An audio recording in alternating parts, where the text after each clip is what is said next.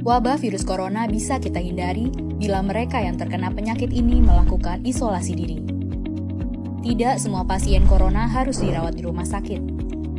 Mereka yang tidak termasuk kelompok rentan cukup melakukan isolasi diri di rumah.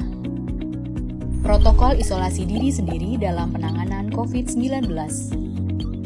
Mengapa orang yang diduga tertular COVID-19 diisolasi setidaknya 14 hari? Gejala COVID-19 biasanya muncul dalam rentang 1-14 hari berupa batuk, demam, atau sesak nafas.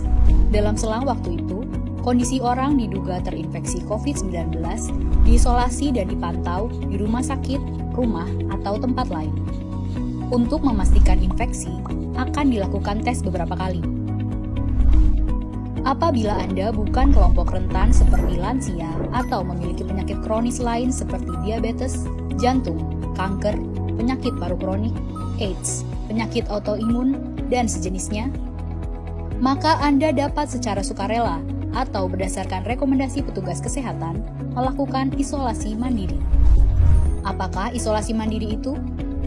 Isolasi mandiri adalah upaya mencegah penyebaran COVID-19 dengan berdiam diri di rumah sambil memantau kondisi diri kita, seraya tetap menjaga jarak aman dari orang sekitar atau keluarga. Siapa yang perlu melakukan isolasi mandiri?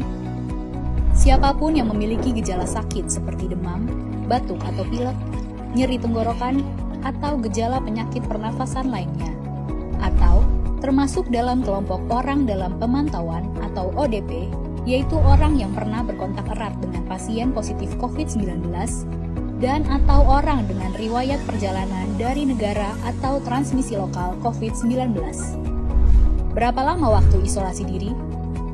Setidaknya selama 14 hari sampai hasil pemeriksaan sampel di laboratorium diketahui.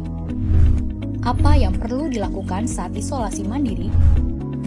Tinggal di rumah dan jangan keluar, kecuali untuk mencari pertolongan medis. Sebisa mungkin, gunakan kamar terpisah dan selalu jaga jarak setidaknya 1 meter dari anggota keluarga lain. Selalu gunakan masker selama masa isolasi diri. Ganti masker secara rutin apabila basah atau kotor.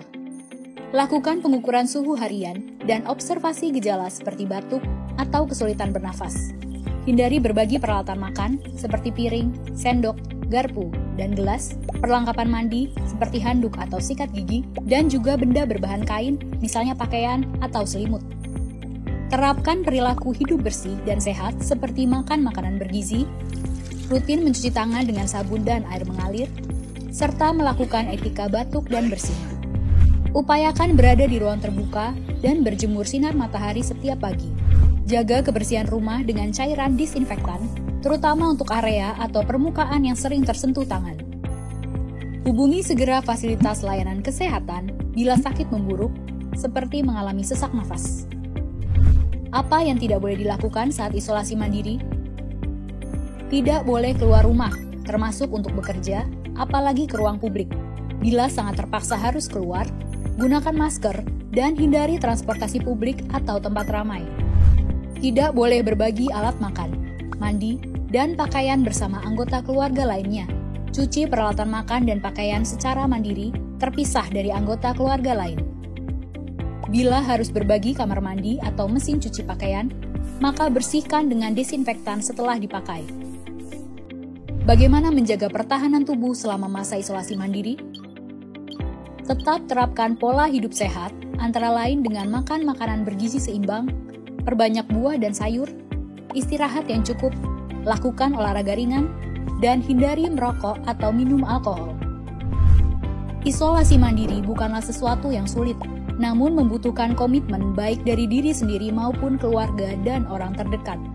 Orang yang menjalani isolasi dapat mengalami kesepian, kekhawatiran, dan ketidaknyamanan saat mengalami gejala sakit.